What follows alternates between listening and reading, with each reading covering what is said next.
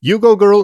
Se mi zdi, Aljaž, da sem tam enkrat avgusta ali pa septembra, ko sva začela to aktualno sezono snemati, omenila, da bo mene zelo zanimalo tudi se pogovarjati z v narekovaju bivšimi. Sam v narekovaju zato, ker bivši kot, ne vem, nekdanji športniki in športnice, ljudje, ki so v prejšnjih življenjih počeli kaj drugega kot to, kar recimo počnejo zdaj, in tokratna gostja bo že pasala oziroma paše v ta kontekst. Tako da to bo ena kljukica na mojem ravnilu za letošnjo sezono. Ja, lej, tik pred iztekom sezone, ne, si očitno tudi ta benchmark z lepo slovenščino dosegla. Pogovori z bivšimi Pa saj sem ga že prej. Včasih. Ta ni prva epizoda. Okay, ja. Hvastja med drugim. Ja. Seveda. Vidiš, jaz nekaj sploh nisem imel kot bivšega zacahnenega. Ja. Anyway, Nataša, seveda, izvoli, prosim, nadaljuj z predstavitvijo in uvodom v tokratno epizodo Metinega čaja. Z nama je, se pravi, gospa Andreja, a je prav, če dodam še Leskovšek ali je sam Andreja McQuarrie, če sem prav izgovorila sploh to. Andreja, pozdravljeni. Pozdravljeni, ja. V bistvu uradno je Leskovšek McQuarrie, ampak po svetu me bolj poznajo kot McQuarrie, v Sloveniji pa še vedno kdaj rečem Leskovšek, ker je vsekakor lažji izgovor. Ok, bova dodala oba. Res sva ful vesela, da smo našli čas. Če sem jaz prav zaznala, ste blazno zaposlena oseba, ali smo se lovili, a je to tako prav, ali sem slučajno sam padla v tak mesec, ki je bilo težje dobiti ta termin. Zanimivo, da ravno zadnje mesece nisem toliko zaposlena, prvič v življenju. Ampak ravno ta mesec nisem vedela, ali bom tukaj ali ne bom tukaj, kako se bojo odvili teli tedni v tem mesecu, samo tako. Cool. No, tako bom začela kot z Aljažem. Začenjava vsako epizodo Metinega čaja, ki je podcast o medijih, o medijskih praksah, o stvarih, ki bodisi delajo v medijih ali pa so imeli na kakršnekoli načine kdaj opravka in še imajo opravka z njimi, in vedno povprašava gosta potem najprej, ne da je vas treba posebej predstavljati, ampak vseeno, da se na začetku za tiste, ki ga ali pa jo ne poznajo v vašem primeru, malo predstavite, kaj se pravi Andreja Leskovšek McQuarrie pove o sebi. Od kje je, kaj je? Ja, sem bivša smučarka, zelo bivša, tako kot ste rekli, da bomo govorili z bivšimi. Se pravi, v alpskem smučanju sem tekmovala na svetovnem pokalu v 80-ih prejšnjega stoletja, lahko rečem tudi tisočletja že dejansko, a ne. In na to takrat sem pač tekmovala na svetovnem pokalu, sem bila svetovna mladinska prvakinja, na olimpijskih igrah v Sarajevu sem nastopila. Potem sem se poškodovala in po dolgi rehabilitaciji potem sem še enkrat nazaj prišla za eno sezono in nakar sem šla v Ameriko, kjer sem tekmovala nekaj let na ameriški profesionalni turneji v smučanju. Tam sem potem v Ameriki tudi doštudirala, se poročila. Zdaj to zelo hitro se sliši, ampak to je malo trajalo. Tako da potem tam sem čez leta začela delati v organizacijskem odboru za olimpijske igre za Salt Lake City, ki je bil 2002, se pravi začneš 4 leta prej. In potem delala v različnih organizacijskih komitejih za naslednje olimpijske igre, se pravi vse skupaj 5 olimpijskih iger vse do Pjongčanga. Z družino smo se selili iz Amerike v Italijo, nato v Kanado, in 2010 smo se preselili v Slovenijo. Naprej sem še nadaljevala isto delo, ustvarila sem tudi svojo svetovalno podjetje, ki ga imam še danes. Še vedno delam na različnih organizacijah multišportnih dogodkov predvsem, se pravi večpanožnih, velikih igrah. Bila sem tudi predsednica pred kakšnim letom pa podpredsednica ženskega nogometnega kluba Radomlje. In sedaj trenutno delam že nekaj let obenem tudi na nekaterih evropskih projektih, predvsem na temo varnega športnega okolja. Tako. Blazno zanimivo. In veliko, Aljaž. Ja, mislim, saj človek ne ve, kje bi prijel. Ne? Nekaj dni po tem snemanju, to snemamo torek 9. junija, ne? Smo tako rekoč tik pred začetkom svetovnega nogometnega prvenstva v ZDA, ne? Ampak hkrati ne morem iz, kaj bi temu rekel, rumene žurnalistične ali pa rumeni žurnalist v meni, ne? Zdaj reče, ampak to, da ste pa zdaj tukaj, a to pomeni v Sloveniji, to pomeni, da bomo v kratkem imeli olimpijske igre ali kako? Ne. To je sicer že večkrat bilo zanimivo vprašanje tudi med strokovnjaki Slovenije, ne? Ampak Slovenija je zelo mehna, da še verjetno vseh niti ne bi mogli namestiti, in to so ene take osnovne zadeve, ki jih je zelo težko premostiti. Še najbolj realna je bila tista pred leti, ko bi se olimpijske igre morda lahko organizirale med Slovenijo, Italijo pa Avstrijo, tako da bi bilo v večjih državah, kar bi bilo tudi prvič, da bi bilo v več državah, ampak zdaj je to tudi dejansko trend. Tako da jaz še vedno ne verjamem, da je to tudi pravi način za Slovenijo. Mogoče tako, da če odmislimo to olimpijske igre v Sloveniji, ker dve stvari me zanimata. Prvič, kakšen pogon je recimo, a imamo sploh v Sloveniji kategorijalni primerjalni aparat, s katerim si lahko predstavljamo velikost takega pogona, organizacije, stvari, ki jih je treba vzeti v obzir. In drugič, a je to, ne vem, da bom za grdo rekel, podobno kot Eurovizija v resnici prestižni projekt neke države ali pa skupine držav? Zdaj, če gledamo Slovenijo, res najprej je velikost same države in kapacitet. Zdaj, Slovenci smo izjemno dobri v organizaciji športnih dogodkov na najvišjem svetovnem nivoju, saj jih vsako leto organiziramo, vse svetovne pokale, evropska prvenstva in tako naprej. Tako da iz tega vidika smo vsekakor v svetovnem vrhu. Tudi veliko naših Slovencev je po svetu kot strokovnjaki za različne športe in organizacijo posameznih športnih disciplin in tako naprej. Ampak velikost Slovenije, finance, ki bi za to šle, je pa velika ovira.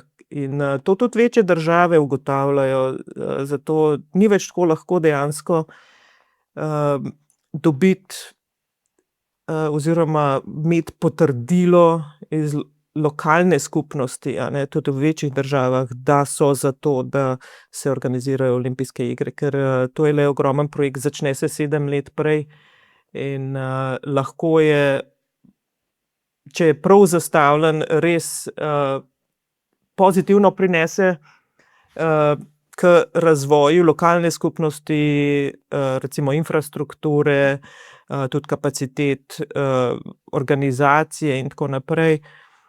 Ampak finančni zalogaj, ki ga pa je treba v to vložiti, a ne, je pa fenomenalen. Jaz niti dejansko, po pravici povedano, ne vem točno, koliko je danes, in tudi v preteklosti so bile zelo različne ocene, ker je bilo vedno odvisno od tega, kako so stroške ocenjevali, a ne, a so to samo stroški organizacije same, ali se to zraven vključuje tudi druge stroške. Recimo v Vancouverju so naredili novo cesto iz Vancouverja v Whistler, ki je bila res super pridobitev za lokalno prebivalstvo tam, a ne. In zdaj, če to šteješ v strošek ali ne, a ne, je veliko vprašanje.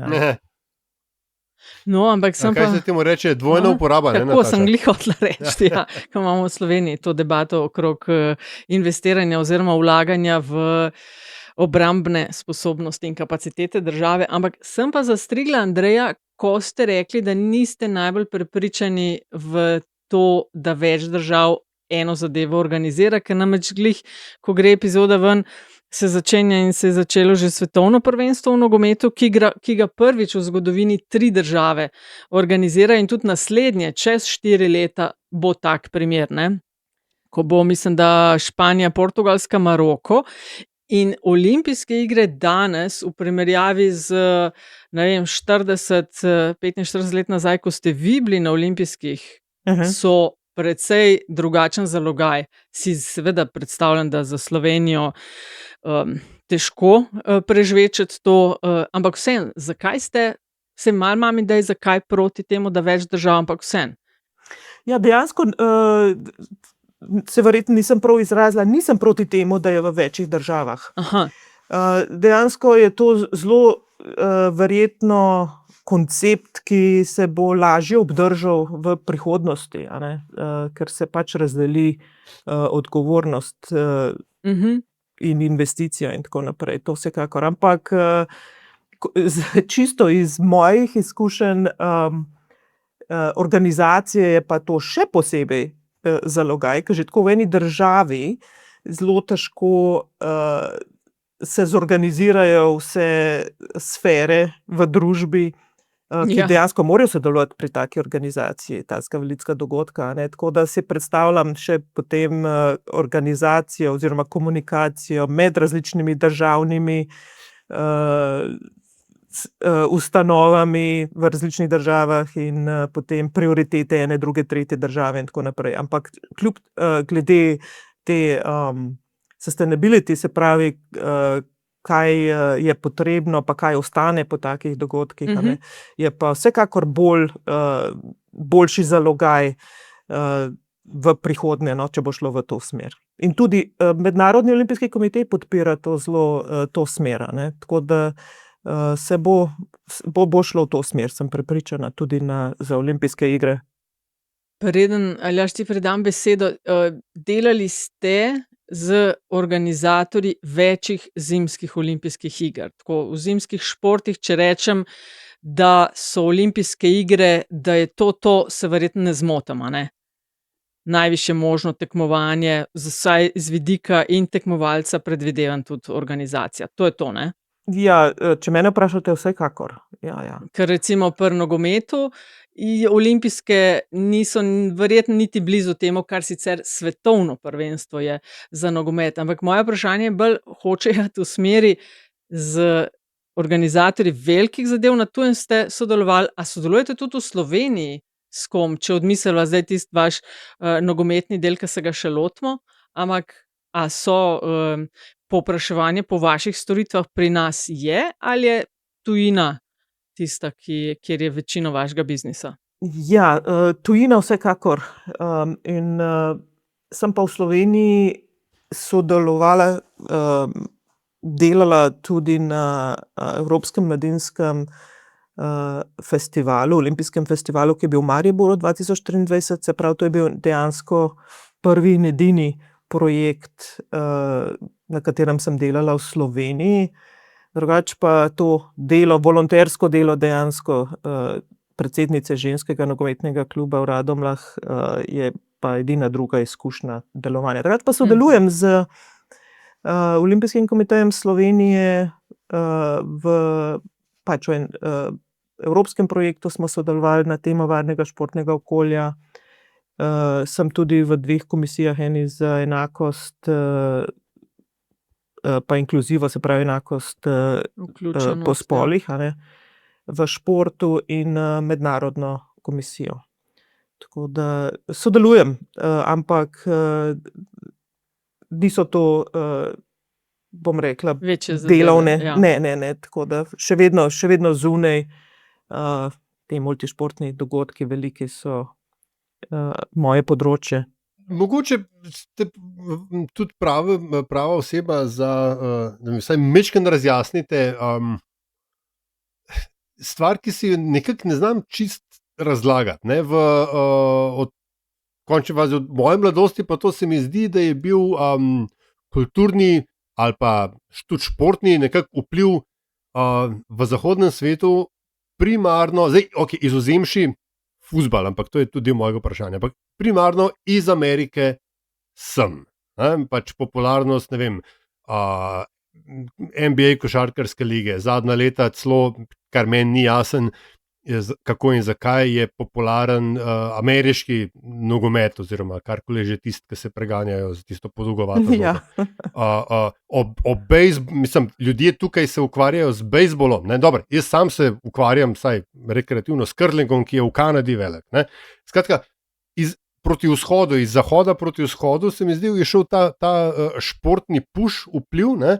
Ampak na neki točki je pa evropski nogomet postal vroč v Ameriki. Mogoče, kako se je, imate kakšen uvid v to, kako se je to zgodilo, zakaj, a je to druga velika britanska invazija takoj za rokom, ne vem, zakaj gre tu in kako to, da so Američani in Američanke zdaj tako požvinili za evropskim legaškim nogometom. No, to bi rada slišala. No, jaz po pravici povedano tudi, ker nisem Ja, specialist ker na je. tem področju, ampak zdaj jaz bolj poznam oziroma sem spremljala ženski nogomet v Združenih državah Amerike, a ne, oziroma bolj svetovno na višjem nivoju. Moškega ne toliko, ampak ena razlaga bi bila, da za moški nogomet, a ne, moške v nogometu v Ameriki, da je na to popularnost predvsem vplivalo to, da je seveda tam toliko ljudi, ki so se tja preselili iz Evrope, a ne, vsi so igrali, fantje predvsem, nogomet že od nekdaj, zdaj kako je pa prišlo do popularnosti pač na najvišjem nivoju, pa dejansko ne vem, razen da v Ameriki je vse, kjer se vidi, da se bo denar lahko obrnil, a ne, se bo povzel. Tako da na kratko povedano. Jaz bi tule sicer dodala, da ne vem, če je čistko, da je Ja. evropski nogomet hara po Ameriki, ker je še vedno Za moške olala ne. za nogometom, olala za bejzbolom, olala za raznimi, za basketom, celo za študentskim basketom, da to zdaj Ja. to svetovno prvenstvo majčkeno prinaša, ampak da to, kar je nogomet za Evropo ali pa za Južno Ameriko, tudi Afriko, v Severno Ameriko, da tam še niso, se mi zdi, no. Ampak, če pa so sploh ne. v ZDA, če pa so v ZDA, ki ste že omenili, ne, je pa ženski nogomet nekaj, kar je na drugem nivoju, ker sem tudi sama tam živela skoraj 7 let, sem opazila pa v tem pogledu veliko razliko.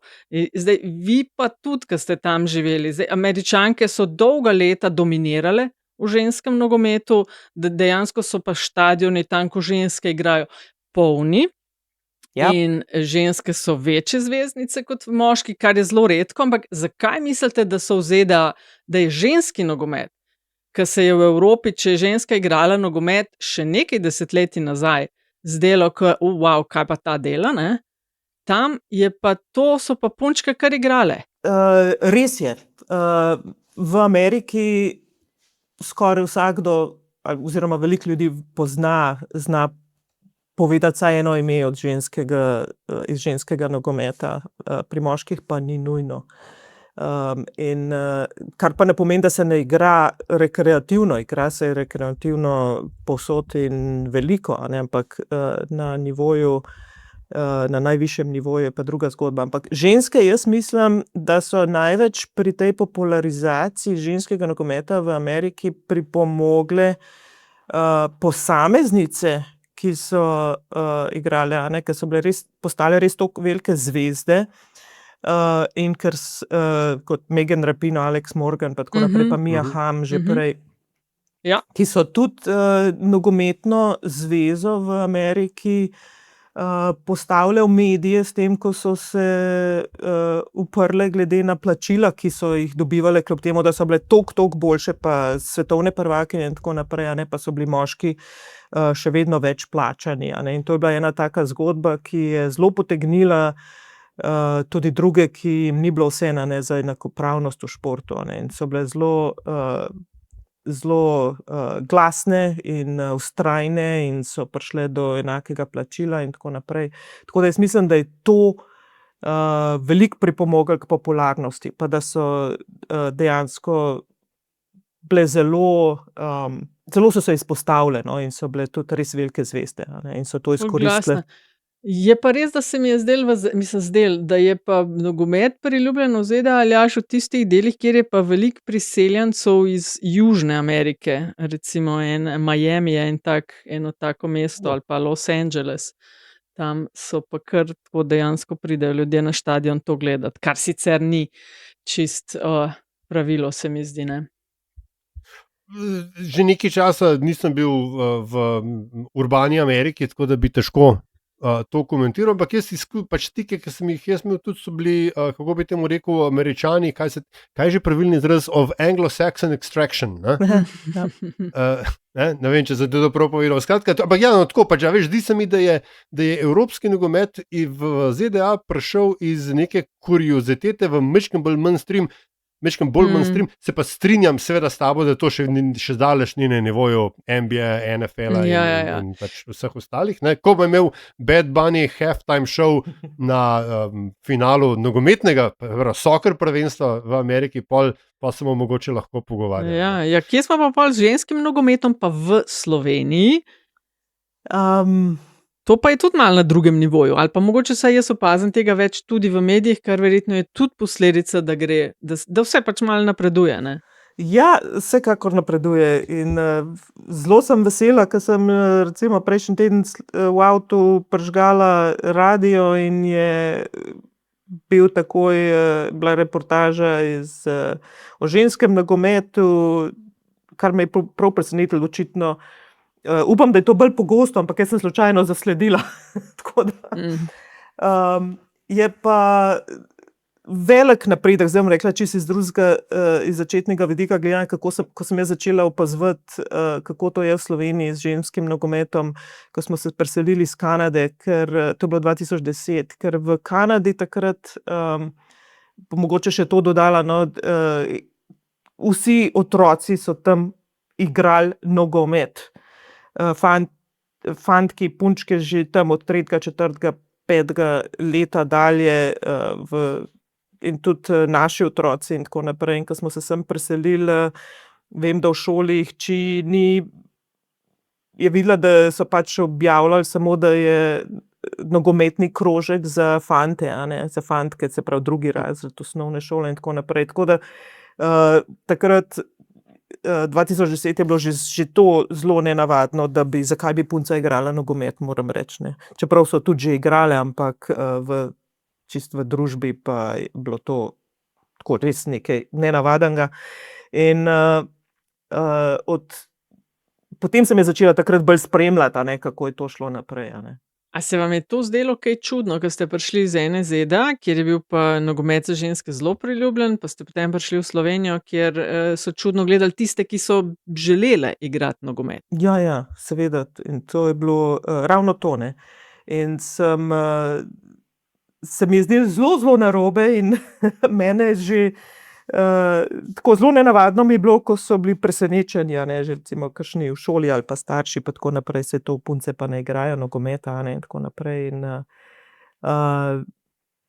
da malo skrajšam, sem potem rekla, da je tukaj pa treba sama pri sebi, ne, da je tukaj pa treba nekaj narediti, in sem mislila, zmeraj delujem na nekem svetovnem nivoju, na najvišjih, tam, kjer je denar in tako naprej, a ne, v športu, se pravi olimpijske igre, najboljše je pa, da bi mogoče res naredila eno spremembo v čisto lokalnem okolju, ne, in ko smo se v Komendo preselili iz Kanade, ko smo prej v Kanadi živeli, sem potem pomagala pri organizaciji oziroma začela organizacijo krožkov v za deklice v komenski osnovni šoli in zdaj, zadnja leta so, noben več ne vpraša, punce igrajo, a deklice igrajo nogomet, vsi vejo in tudi veliko deklic se vključuje v te krožke. Dejansko so dekleta v osnovni šoli Komenda že več let šolske državne prvakinje in vsi pridejo gledat, ko imajo tekme, tudi vsi fantje in navijajo in je to zelo normalno. Tako da, če pogledam Lepo. čisto na lokalni nivo, sem najbolj ponosna tukaj, da se je sprememba naredila, samo meni se vse to zdi ful prepočasno, po pravici povedano, na tem lokalnem nivoju, a ne. Potem preko kluba smo tudi povečali, vključili celo do 12 okoliških osnovnih šol, tako da to se mi zdi zelo pomembno, da pomagamo pri tej popularizaciji dekliškega nogometa, sploh v družbi, a ne, da starši dajo svoja dekleta. Zdaj je to čisto drugače, moram reči, to je ogromen preskok. Ravno to, ne, ste rekli, kaj leta 2010, Ja. da se je to začelo, zdaj pa kaj je to, v 16 letih, ne, desetletju in dobrem desetletju in pol, mogoče vendarle se to se spodobi, ne, in je pravično, da o tem kaj več povemo. Prvič, ko ste prišli s to idejo, ko ste, ne vem, domnevam, da ste šli do šole, do ravnatelja, kakšen je bil tam prva reakcija in potem, kako težko je bilo, ali pa lahko, ne vem, a je bila, se temu reče, potreba je že obstajala, samo pač ni bilo ponudbe, ne? Povpraševanje obstajalo, ni bilo ponudbe. Skratka, ta del me zanima, koliko časa so vas postran gledali, ali je bilo v bistvu, ali je bil teren že pripravljen, pa so samo čakali nekoga, v tem primeru vas, da se loti organizacije dekliškega nogometa. Pravzaprav sem bila zelo presenečena, ker so v šoli od ravnateljice pa do učiteljice športne vzgoje bili navdušeni nad to idejo. Seveda, mi smo dali iz kluba trenerje, trenerke, nekatere sem jaz plačevala zelo malo, še prej so delale celo trenerke prostovoljno v teh krožkih, ampak odziv je bil pozitiven, zelo super in so rekli, ja, bomo to zrihtali, ampak jaz mislim, da povpraševanja ni bilo, vem, da ga ni bilo. Tako da je bila to čisto neka nova predstavitev in se spomnim, ko smo šli po razredih, s trenerko sva šli vse razrede in sva pobirale tiste prijavnice, ki so mogli starši podpisati, da je v redu, da gre njihova hči v ta krožek in sva pobirale te prijavnice in ne bom nikoli pozabila v prvem razredu en fantak rekel, pa saj punčke ne igrajo nogometa in je ena punčka pokazala, ja, igrajo, pokazala tisto prijavnico, rekla, seveda, lej, dekliški nogomet, ne. Tako da se je še on izobrazil, fantak, da je to čisto v redu, mogoče doma povedal, da je to normalno. Ja. Ne, sej, super, da se stvari spreminjajo, to je res lepo slišati, no, da gre tudi pri nas, sicer malo počasneje, kot pravite, ne, pa bomo mogoče še kakšno na to temo, koliko se v Sloveniji stvari hitro premikajo, ker ste v enem intervjuju se dotaknili tudi pred leti že aktualnih razmer na političnem, družbenem prizorišču, ampak o tom potom še to me zanima, ker je velik del vaše kariere po smučanju povezan z organiziranjem velikih športnih dogodkov. Vi ste v ZDA psihologijo pa ekonomske znanosti, a ne, diplomirali.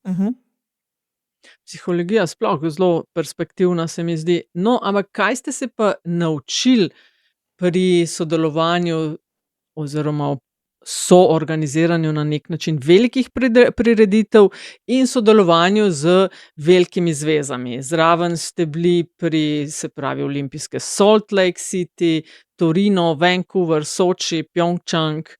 Kaj ste se naučili? Jaz sem delala predvsem na področju odnosov oziroma komunikacije z vsemi reprezentancami oziroma z vsemi nacionalnimi olimpijskimi komiteji. Se pravi, dajali smo jim vse informacije, ki so jih potrebovali, obenem pa tudi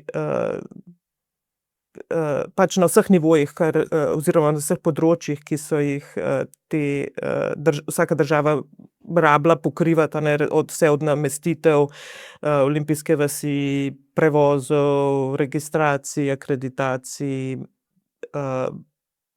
varnosti, tako je 35 področji, in to pomeni, da sem delala tudi oziroma vodila ekipe, ki so pa noter organizacijskega komiteja delovale z vsemi, dejansko z vsemi oddelki organizacije, in smo zmeraj predstavljali športnike pa nacionalne olimpijske komiteje in smo bili odgovorni tudi, da vsi drugi oddelki pač upoštevajo, kar je treba za športnike organizirati, no.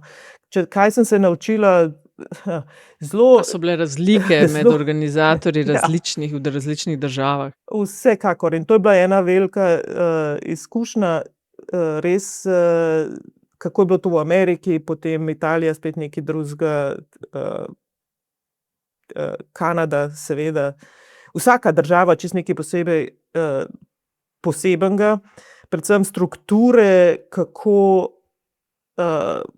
je avtoriteta, kako je struktura celotnega komiteja, kdo ima avtoriteto, kako lahko kaj dosežeš.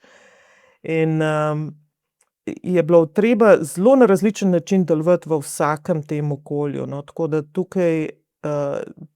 tukaj mi je bilo dejansko to izjemno zanimivo, da lahko to tudi primerjam, pa da najdem vedno način, da uspem svojo ekipo pač svoje odgovornosti izpeljati, ne glede na to, kakšno je okolje, ker športniki oziroma celo predstavniki nacionalnih olimpijskih komitejev, se pravi teh 100 plus držav, s katerimi smo delali, so pa več ali manj isti iz enih iger v druge, in tudi že potem poznaš, kaj vsaka država potrebuje, pričakuje, kaj so njihove specifike in tako naprej. Tako da zelo zanimivo iz večjih, ja. A si upam vprašati, koliko je to bilo kdaj v kakšni fazi mailov v vašem zelo dobro vprašanje, ker jaz se včasih spomnim, ker recimo v Salt Lake Cityju smo mi še komunicirali, čeprav je bil že e-mail, ampak smo večinoma komunicirali preko telefaksa, če se še kdo spomni, kaj to je. In jaz se spomnim, da ure so bile nenormalne, pač zvečer, preden smo šli domov, tam enkrat proti polnoči, smo naštimali vse tiste avtomatične, odtipkali te faks številke v faks in poslali komunikacijo, in zjutraj smo pol pogledali, kaj je šlo skozi, kaj ni šlo skozi, in jovo na novo, tako da to je bil čisto en drug proces. Ampak zanimivo potem, ko se je komunikacija pač olajšala preko e-mailov, preko zadnje čase WhatsApp in vse tako naprej, nimamo manj dela, noben nima manj dela, ampak ure ostajajo iste, samo več pričakovanje, da se bo odgovorilo hitreje, da bo vsak dobil odgovor v najkrajšem možnem času.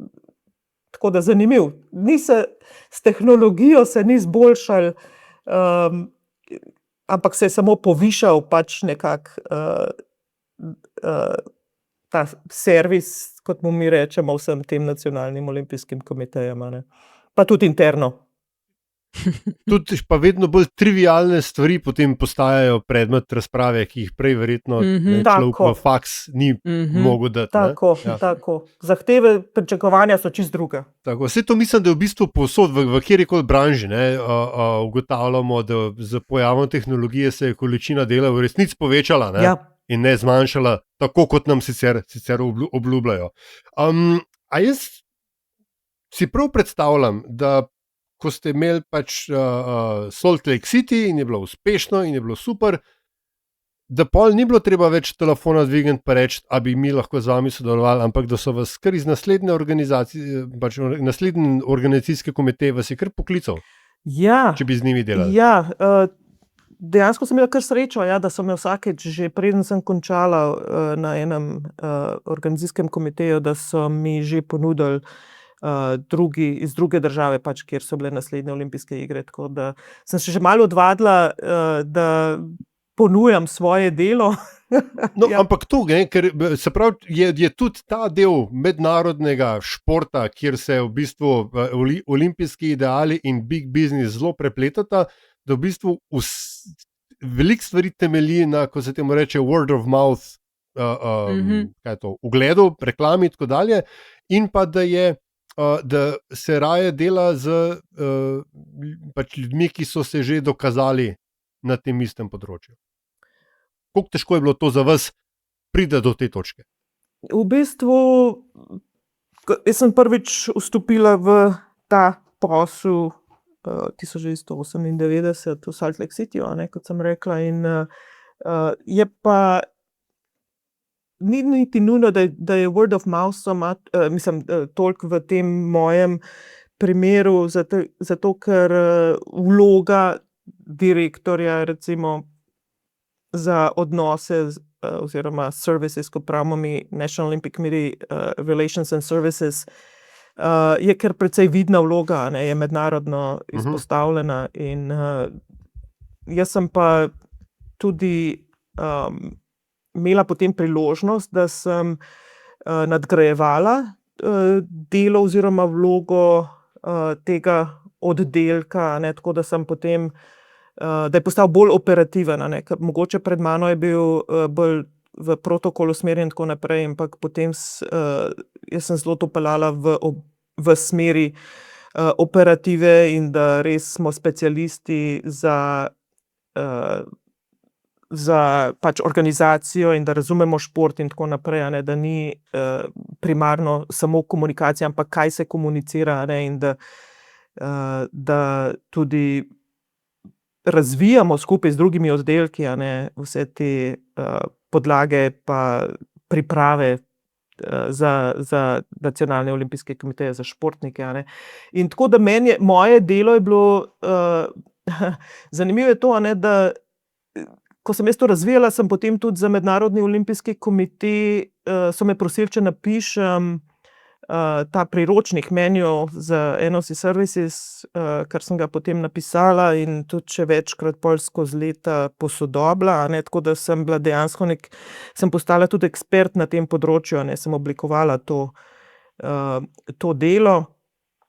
In se pravi, to ni bil samo delo enega oddelka, ampak je kako delovati v celotnem organizacijskem komiteju, v imenu športnikov in športa, in kako potem, in dejansko smo tudi sodelovali, oziroma jaz sem postala preko tega tudi del tega senior managementa.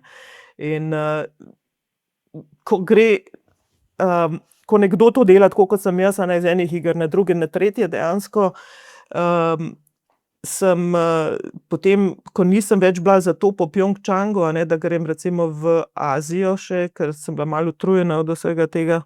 Mimogrede povedano, večina ljudi dela enkrat olimpijske igre, jaz sem jih 5-krat zaporedoma. Pravijo, da se vsakeč še 7 let postaraš, tako si res. Tako da sem mogla eno pavzo narediti z olimpijskih iger, tako da potem vsem sem že prej imela sicer ta cilj, da sem razvijala sodelavce, in mi je bilo zelo dejansko veliko čast, da sem potem lahko predlagala iz mojih timov ljudi, da so šli, da so delali pol na drugih olimpijskih igrah in tako naprej. Tako da sem kar vesela, da tudi kaj so potem ljudje iz mojega tima naprej dosegali, tudi v Parizu, ki so bili med ta glavnimi za operativo in tako naprej. No, ko vas tako poslušam, pač sodelovanje pri organizaciji, pa operativa, logistika, si predstavljam, da morate biti pa potem zelo ordno kon disciplin oseba.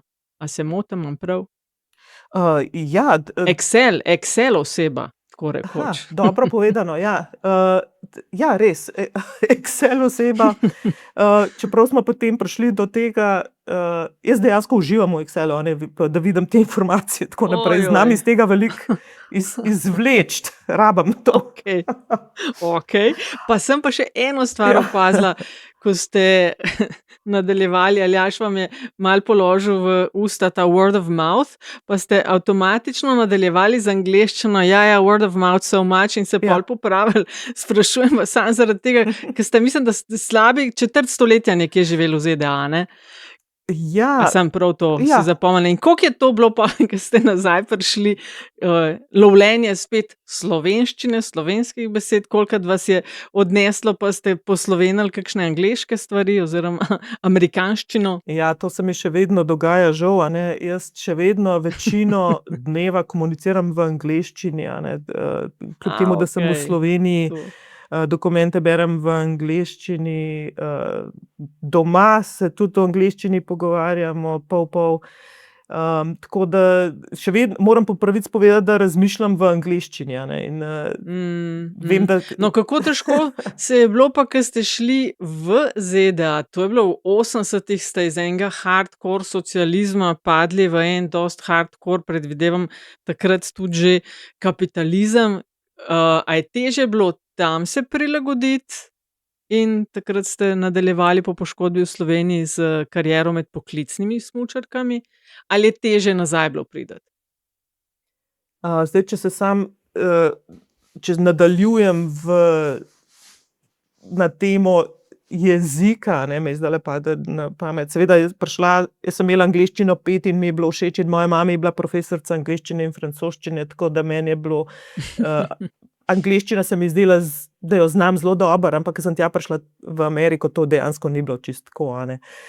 Pogovorna angleščina, se spomnim, smo bili enkrat v Koloradu in je prišla ena sicer Avstralka v hišo, tam, kjer smo stanovali, in to čisto začetka, ko sem bila tam, in prav, what's up?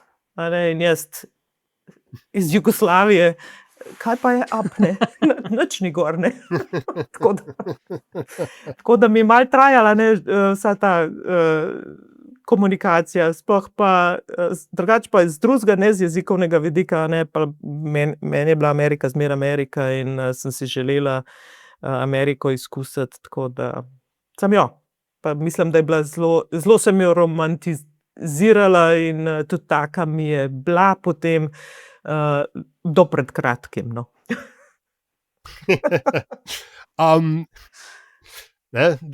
Da ne vrtamo naprej v ta oranžen odtenek pogovora. Od vaše olimpijske izkušnje v Sarajevu leta 1984 do naslednjih olimpijskih, kjer ste sodelovali v tej organizacijski vlogi, jaz pa matematika nisva ravno na ti, ampak 18 let, če sem prav zračunal, ker je vmes Mednarodni olimpijski komitej zamenjal ritem olimpijskih in zimskih iger. Od takrat naprej jih je pa še naslednjih, 18, pa še neki, ste jih pa pač videli več olimpijskih iger in ciklov od znotraj. Kje je večja razlika? Med 84 in 2002 ali med 2002 in 2018? V smislu, kaj olimpijske igre so, kaj vse to za sabo potegne, nivoja, vsega pač izkušnje znotraj in odzunaj. Zelo zanimivo vprašanje. Najprej, kar mi pade na pamet, je to, da ko sem bila jaz v Sarajevu, nas je bilo nekaj čez 200 deklet, samo 250, 260, ki smo tekmovali na olimpijskih igrah, če se ne motim. Zelo, zelo majhen procent. Prvič se je to spremenilo ogromno glede števila žensk. Sploh v zadnjih, pri Parizu, kot veste, je bilo prvič, je bil tudi cilj Mednarodnega olimpijskega komiteja, da je enakovredno oziroma enako število žensk, da je 50-50, med ženskimi in moškimi športniki. To je ena velika razlika. Druga je, se pravi, celotno število športnikov, ki se je povečalo, na pamet govorim, 10-krat. Kar pa pomeni, da vsakeč, ko se poveča število športnikov, se poveča število vseh drugih okrog športnikov v samih delegacijah. poveča se število pač vseh ljudi, tudi obiskovalcev in tako naprej, sponzorji, in vsak ima vse večje programe od sponzorjev, broadcasterjev in tako naprej. Tako da eksponentno povečanje števila ljudi, ki sodelujejo oziroma ki so tako ali drugače vključeni že leta prej pri organizaciji. To ni samo organizacijski komitej, imaš potem vse te druge organizacije, kot sem rekla, broadcasterji, državni aparati in tako naprej. Tako da to se je ogromno povečalo. To bi predvsem rekla, no? Ampak kje je bila pa večja razlika? Meni se 2002 še ni zdelo toliko velika razlika od Sarajeva, pač nisem bila v ustroju organizacije prej, ampak od Salt Lake Cityja naprej do Pjongčanga je pa vse raslo, zahteve, tako smo rekli prej, tudi tehnologija je omogočila to, denarji se večji obračajo in to je zdaj res že ena megalomanska operativa, ki jo pa dejansko Mednarodni olimpijski komitej želi nekako zajeti, da ne bi več rasla, in že tudi več let se ukvarja Mednarodni olimpijski komitej s tem, kako zmanjšati pač število ljudi oziroma tudi pač stroškov in tako naprej. Športov mogoče. Prosim? Kakšne se vam zdijo ideje, da bi število športov zmanjšali? Jaz vem, da zdaj malo kolobarijo, pa recimo na poletnih so poskušali z breakdanceom, pa pol ene pridejo, ene grejo, eni se sprašujejo, zakaj športi kot, ne vem, prvenstvo v bobu, zadnjič je bilo na televiziji ravno te olimpijske v Sarajevo in potem zgradijo bob stezo in je enkrat tekma tam, vmes 4 leta niti ne vemo, kaj se s tem športom dogaja, tam prizorišča, pač to ni šport, ki ga greš tako, kot, ne vem, badminton ali pa fuzbal malo nabijat, ne? Ne vem, kakšne se vam zdijo pa te ideje? Ali je to preveč ekstremno? Ravno to je... Zmanjšanja, ja. To se tudi Mednarodni olimpijski komitej pa šport zelo zavedata, da je neuporaba prizorišča, ki so bila zgrajena za olimpijske igre, velik problem. In to že kar nekaj let, in so cilji, da se naj ne bi nova prizorišča gradila, ampak da naj bi se eventualno obnovila obstoječa. In to je zdaj tudi eden izmed vidikov, ki ga Mednarodni olimpijski komitej gleda, pri tem, ko dajejo nove, mislim, ko pregledujejo kandidature, ki dajo novo organizacijo novim organizatorjem. In zanimivo je bilo tukaj v Milanu, Milano Cortina, ki ni imel, ste verjetno slišali, glede bobsleigh steze, in lahko bi jo imeli, če mene vprašate, pa tudi Mednarodni olimpijski komitej enako razmišljal, da bi naj Italijani pač uporabili tisto bob stezo, ki je bila zgrajena za Torino za 2006, ampak lokalna situacija, nekako pritiski so hoteli, da imajo pač v Cortini, bob stezo, in tako da to je bil eden takih kamnov spotike dejansko, ki ni bil pač podprt strani Mednarodnega olimpijskega komiteja, ampak na koncu pa seveda lokalni zmagali, ker so le oni plačevali to, ampak je šlo vse do zadnje minute. Tako da tu še zmeraj ni vse uspešno, ampak tendence oziroma zelo močna prizadevanja pa so v smeri, da se čim manj novih stvari gradi, pa da je treba imeti tudi to legacy, kaj bo potem s temi, kakšne programe boste delali na teh prizoriščih, kljub temu, da niso na novo zgrajena, da so obnovljena, je treba pokazati neko legacy, nek plan za vnaprej, ali je to v infrastrukturi, ali je to v kapacitetah ljudi, da organizirajo in tako naprej. Če smo začeli ta pogovor z nekaj kulturnimi razlikami in primerjavami v odnosu do športov med ZDA in Evropo, recimo, ne? Kako pa je z razumevanjem zimskih športov na ravni olimpijskih športov? Ker se mi zdi, da so zimske olimpijske igre še vedno razumljene kot mlajša sestra ali pa mlajši sorojenec, ne, letni ediciji. Ne vem, če je čistko, zdaj odvisen, kako kdo to gleda, ampak jaz iz vidika v športu tega ne vidim tako. Zimski športi niso manj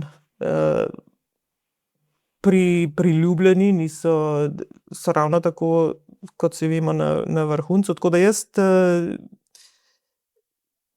tega ne zaznavam dejansko. Ne. Je pa res, da je zimska olimpijada glede organizacije, če na to smer obrnem, precej bolj vzdržna, ker je bolj kompaktna, ne, kot pa poletna različica. Tako da Kaj to pomeni, da je bolj kompaktna? manj držav je, recimo na poletnih imaš vse države, morajo sodelovati, vsi nacionalni olimpijski komiteji, mislim, da jih je 206.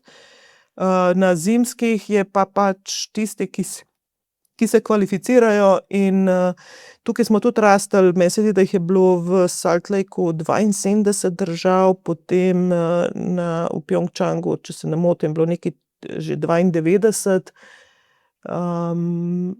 Sigurno jih je bilo več, zdaj v Milanu, ne vem točnega števila, tako da tukaj se tudi število povečuje, ampak to je dejansko polovica držav, a ne.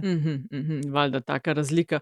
Zdaj, vi ste v 80 letih ste bili del te zelo priljubljene ski generacije. V šolah so odpadale ure pouka, da smo gledali Andrejo Leskovšek, Anjo Zavadlav in tako dalje, ko ste smučale.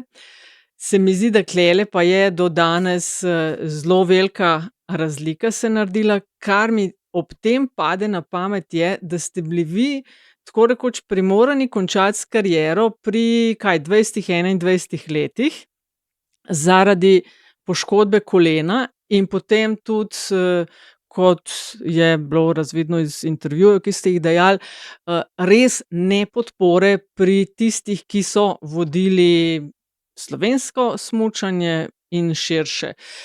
Zdaj, pri 21 ste zaradi kolena, pol pa smo gledali tudi na letošnjih olimpijskih zimskih igrah, Lindsey Vonn pri 40 in z večkrat razmontiranim kolenom, ki bi se verjetno, če se ne bi poškodovala tik pred olimpijskimi igrami, spet dobila celo po možnosti medaljo.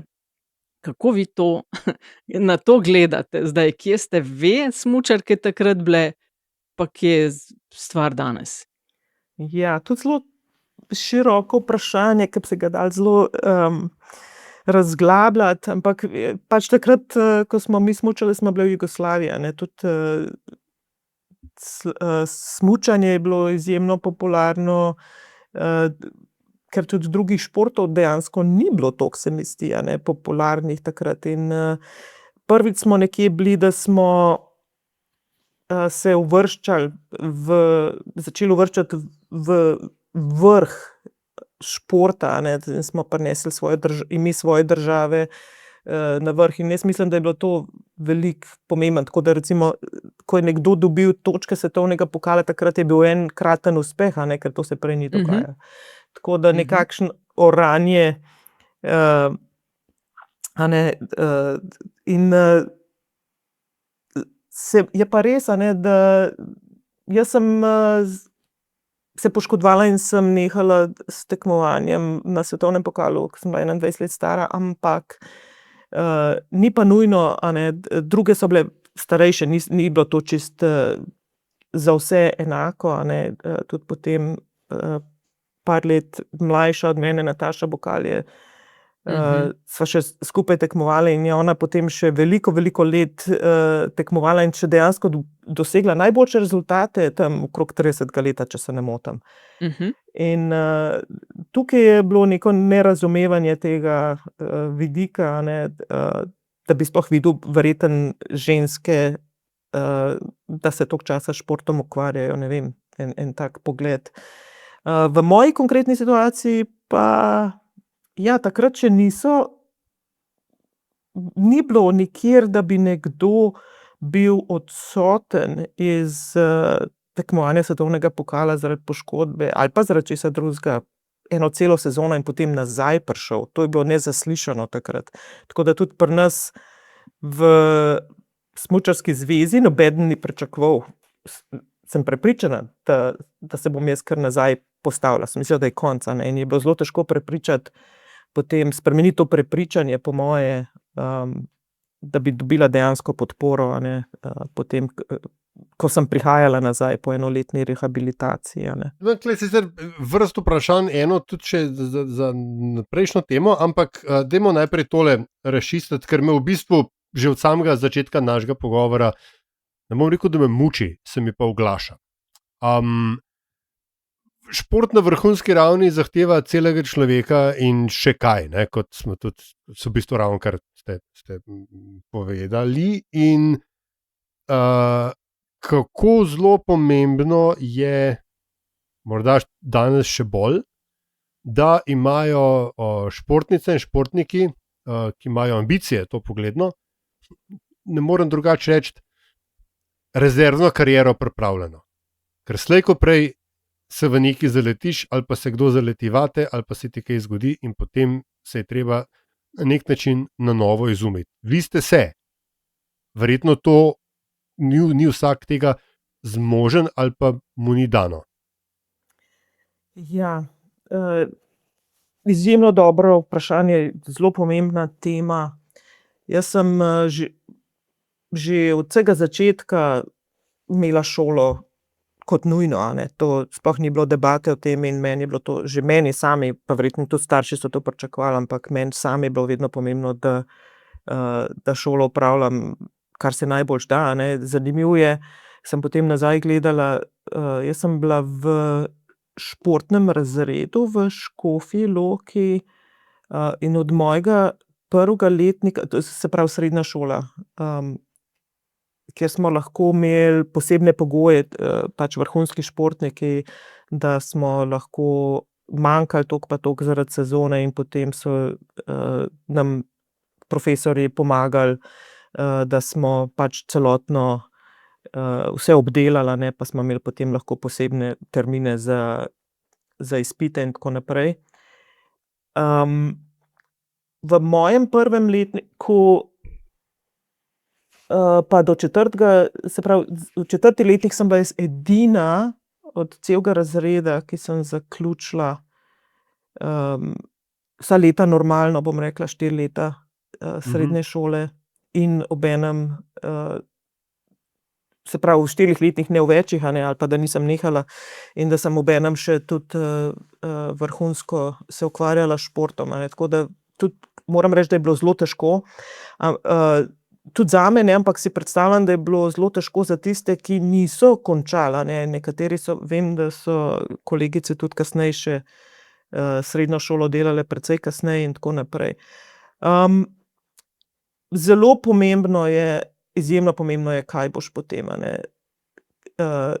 Šport ne moreš delati celo življenje kot športnik, to je jasno, ampak danes je ta vaba športa, da boš najboljši in da se boš tudi na svetu in da boš od tega tudi živel in tako naprej, je zelo velika vaba za veliko športnikov, še več pa za njihove staršev in to je tukaj ena velika nevarnost, ki jo jaz vidim, koliko staršev že najmlajše otroke daje v šport s tem namenom, da bojo najboljši na svetu. In potem so to preveliki pritiski na otroke v najmlajših letih, to sem videla tudi pri nogometu. pričakovanja od otrok in tudi od trenerjev in rezultatski pritiski in tako naprej že pri najmlajših. To je nekaj, kar je treba res popraviti, neko razumevanje, ker tudi ni zdravo, a ne. Na ta način šport ni več zdrav in zato je tudi ena teh tem, ki mene zelo zanima, je to varno, zdravo športno okolje, a ne. Kjer otrok lahko uživa med tem, da lahko dela napake in da to ni nič narobe, a ne, in da starši se ne vključujejo toliko v to, kako trener kaj dela, razen če ni prijazen ali pa če ne tretira svojih varovancev na primeren način, a ne. Je kar nekaj zanimivih dokumentarcev na to temo, kako se je tudi v teh letih, v katerih ste se vi aktivno ukvarjali s športom, delalo s športniki in športnicami, tako da se mi zdi zelo pomembno, da take pobude obstajajo. Imam pa podvprašanje v kontekstu tega pomembnosti šole in šolanja.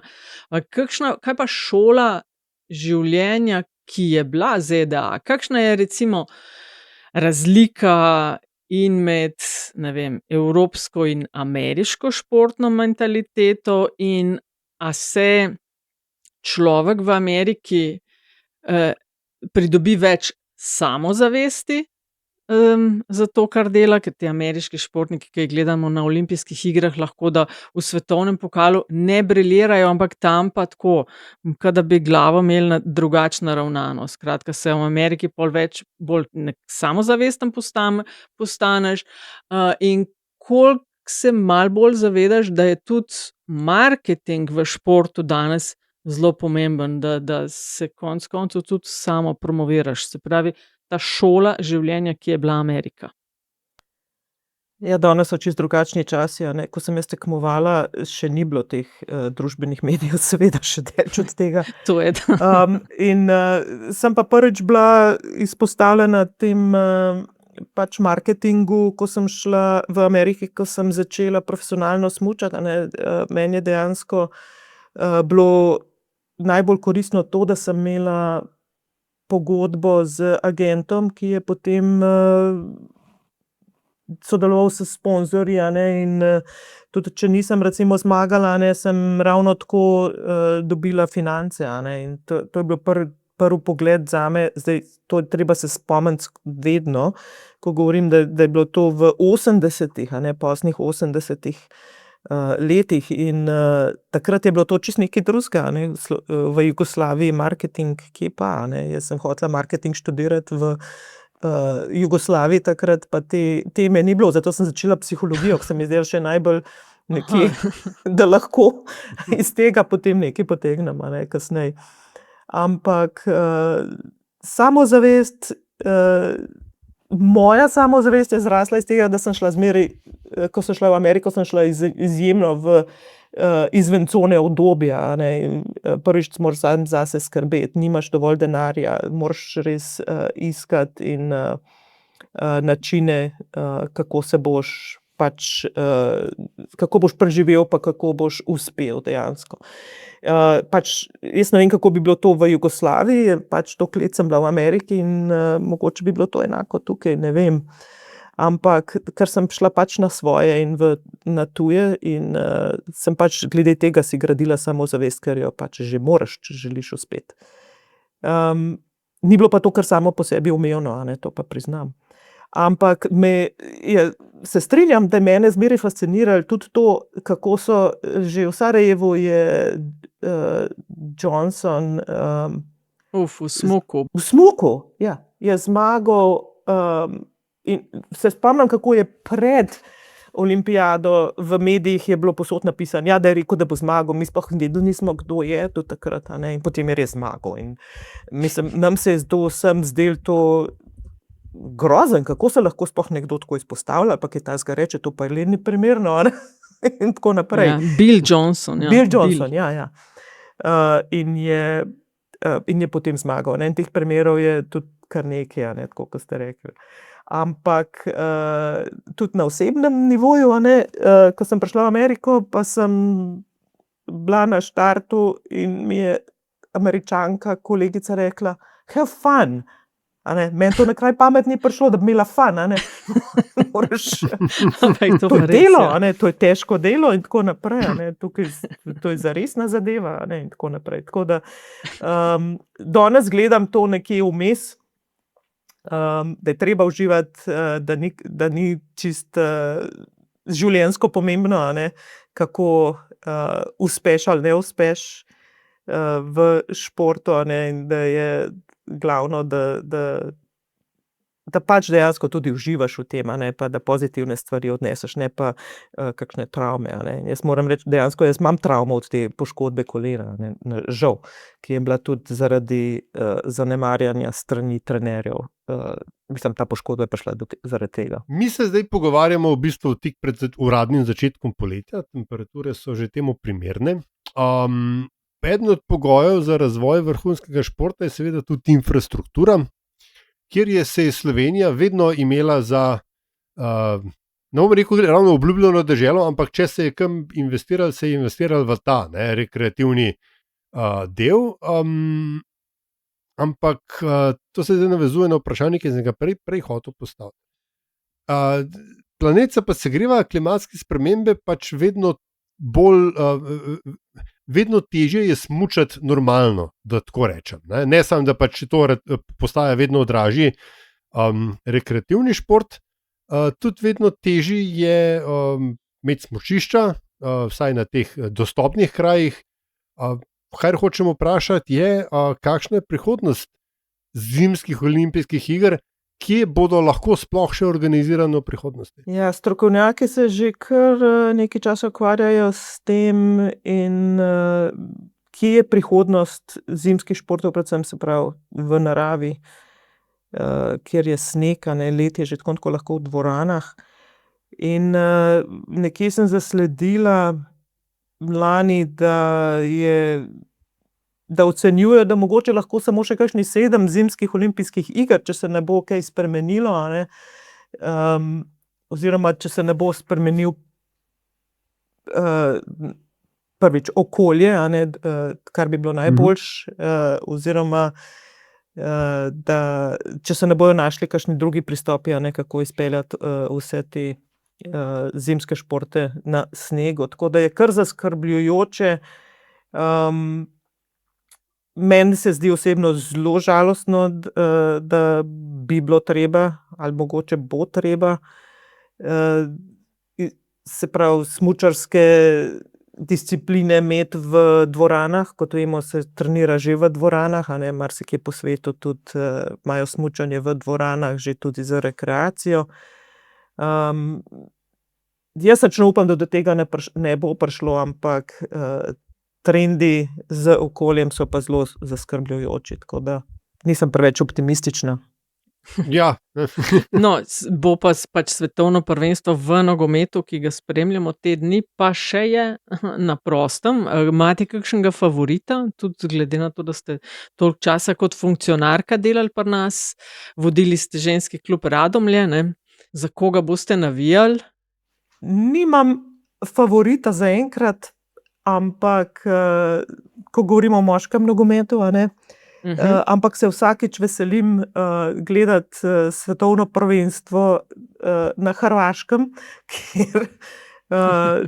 kjer je to res en dogodek. Verjetno je v Sloveniji tudi, ampak jaz sem ga zadnja leta gledala, mislim, v zadnjih obdobjih gledala na Hrvaškem in to je res cel praznik in potegne vse skupaj tudi v najmanjših vaseh. Tako da kot rečeno, je to res en praznik, me pa veseli, da je podobno že za ženske tudi, naslednje leto imajo svetovno prvenstvo v Braziliji.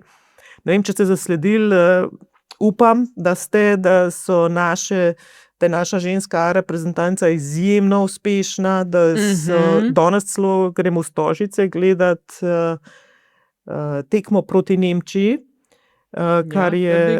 ker so ženska reprezentanca je v Ligi A zdaj, so na najboljšem nivoju tukaj v Evropi, kar je fenomenalno in so celo Avstrijo premagale pred kratkim, kar je v Ligi A, kar je res izjemen dosežek. In mogoče kot zanimivost ne vem, koliko ljudi v Sloveniji ve, da so naša ženska reprezentanca v nogometu na 38. mestu FIFA lestvice, medtem ko moški so na 58. Tako da bi bilo fajn to kar kaj spromovirati, ker so ženske izjemno, izjemno uspešne. Tudi ne vem, koliko jih ve, da velika večina deklet v A reprezentanci igra profesionalno v tujih klubih. Mogoče kot zanimivost, tisti, ki niso ujeli, da je Lara Prašnikar dobila eno neuradno pač zanjo, da so plačali Utah Royals izjemno veliko odškodnino, več kot €500,000 baje, to je neuradna informacija. Eintrachtu, Frankfurtu, tako da tudi naša dekleta so res izjemno dobra in v tujini zelo cenjena. Jaz samo upam tudi, da bojo enako cenjena tukaj v Sloveniji, kjer sicer se izboljšuje, ampak je še veliko prostora za napredek, predvsem v podpori finančni, ne govorim samo o reprezentanciji, predvsem klubskemu nogometu in širitvi. Izboljšuje se, samo imamo pa še veliko prostora za napredek. Kakor rečejo Američani, lots of room for improvement. Točno tako. Ja. Jaz imam še eno vprašanje, najlažje proti koncu, Aljaž, pa gremo pol na zanimivost. Ja, Okay? lahko, ja. Okay. Zdaj, vi ste v 80-ih ste šli v ZDA, 2010, kot ste rekli, ste se preselili v Slovenijo oziroma 2010 je iz 2010 ali 16 je tisto, zdaj sem s temi številkami, sem kar Štefica pri LDGD-ju, ampak skratka, sej se opravičujem za ta intermezzo, ampak v enem od intervjujev ste rekli, med drugim, da je v Sloveniji zelo dobro živeti, a da gre v napačno smer. In med drugim tudi, da če bi bil državni zbor podjetje naš, bi že zdavnaj propadel. Po 10 letih danes še vedno menite enako, ali smo kje boljš, ali smo da je še vedno veliko prostora za izboljšave? Žal, po mojem, nismo nič kaj napredovali in je tudi veliko prostora za napredek, predvsem v tem spoštljivem dialogu, ki ga manjka, in to se potem odraža v oziroma je to odraz cele družbe, mogoče bolj tako, ampak ko pa ljudje na vplivnih položajih, na vidnih položajih normalizirajo to tako retoriko, ki je nespoštljiva in degradira ljudi, potem, kot rečeno, se to normalizira in daje neko dovoljenje tudi vsem drugim, da je to čisto normalno, kar vsi vidimo tudi v družbenih medijih. In ko jaz delam zdaj na projektih pač tega varnega športnega okolja, je tudi tukaj podoben primer, ali na spletnih portalih oziroma na družbenih medijih, ta komunikacija, degradacija ljudi, športnikov v tem primeru, in v glavnem celotna družba se mi zdi, da se slabša glede tega, oziroma mogoče je bila vedno taka, ampak se to ni normaliziralo, ni bilo to podprto zdaj, pa mislim, da je treba nekaj narediti, da se ta spoštljivost v javnem okolju, do soljudi izboljša, tako v družbi kot v športu. In ko ste rekli, da tisto sem rekla glede parlamenta, tisto sem verjetno gledala 2010-2011, enkrat se verjetno uči. Takrat, ja. Ampak zdaj, kar ujamem, je zelo podobno. Vsak met in čaj začnemo in zaključimo z enakim vprašanjem v vsaki epizodi. Če smo začeli s tem, da nam poveste, kakšen je, da opišete vaš karierni lok, zdaj sem res hotel narediti kakšen dead joke na temo smučarskega loka, ampak bolje, da ne.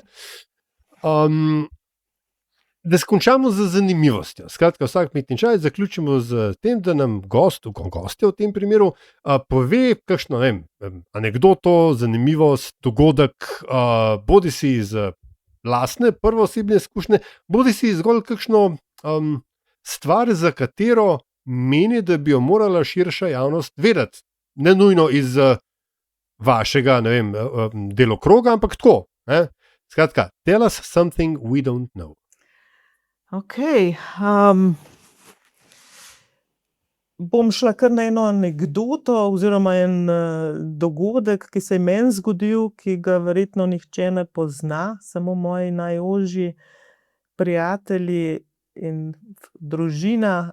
Mogoče ni glih nujno, da ga celotna širša družba ve, ampak mogoče pa zanimivo, kako so bili tisti prvi začetki. Ko sem šla prvič v Ameriko, še preden sem šla na profesionalno turo oziroma za dalj časa, so me ameriška reprezentanca povabili, če grem na tekmovanja spomladanska, na njihova kontinentalna tekmovanja po koncu sezone svetovnega pokala, ne, in takrat seveda komunikacija ni bila tako lahka in takrat so mi samo rekli, ja, te vabimo, pridi do New Yorka, tam poklič, in so mi dali telefonsko številko, potem bomo dali pa naprej informacije, ne, kje nas najdeš. In jaz sem do tja prišla, kličem in so se javili, kar je bilo že dobro, so rekli, no, zdaj pa leti v Boston in ko boš v Boston, kupi karto za Boston in ko boš tam, greš ven iz letališča in boš videla avtobuse, ki so parkirani, in na enem avtobusu bo z velikimi črkami pisali Plymouth. In greš na Plymouth in potem mi te bomo na zadnji postaji tam pričakali in od tam naprej ti mi krijemo stroške in tako naprej. In jaz sem še isti dan šla v Boston, sem šla na bus in se pelem tam že 4 ure skoraj in me tam malo čuden gledajo, eni pravijo, pa kam greš, ti smučam in tako naprej, ne, in sem v glavnem na postaji tam v Plymouthu so me odložili, potem pa tam nikogar ni bilo in jaz sem bila izgubljena tam z dvema, počutila sem se izgubljena, dejansko sem tudi bila, ne, z dvema velikima, z enim velikim kufrom, z eno fatrolo, kakor smo rekli, vrečo za smuči, ki ima še 5 parov smuči noter, tako da se nisem mogla prav dobro premikati okrog.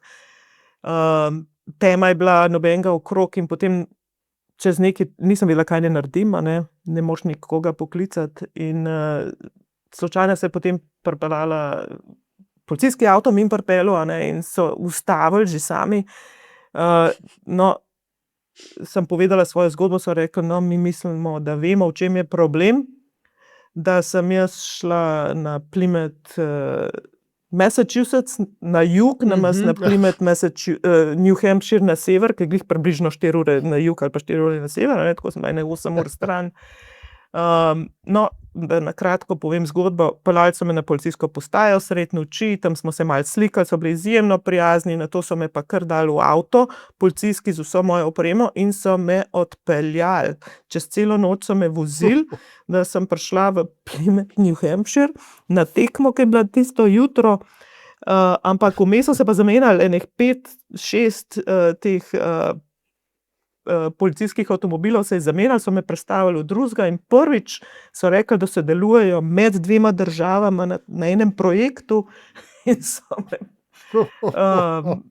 ne bom nikoli pozabila, ker sem se sredi noči skozi Boston peljala po tistih nadvozih, pa še lučke so gor dala, pa zajtrk so mi prinesli in tako naprej. Tako da, to je bilo pol cajt, zelo popularno tam na tekmi, so tudi povedali, malo je bilo tako embarrassing, ampak po drugi strani je bil en dogodek, ki mi je pa dal res vedeti, madonca so teli Američani super. Lepa zanimivost, proper Aljaša, ne? Krasna. Odlično. Lepa hvala za deljenje tega in tudi sicer za pogovor, blazno užitek, še kup vprašanje je ostalo, ampak mogoče za kdaj drugič. Tako da, Andreja Leskovšek Macquarie, lepa hvala za gostovanje v Metinem čaju. Hvala vama, zdaj grem pa na čaj.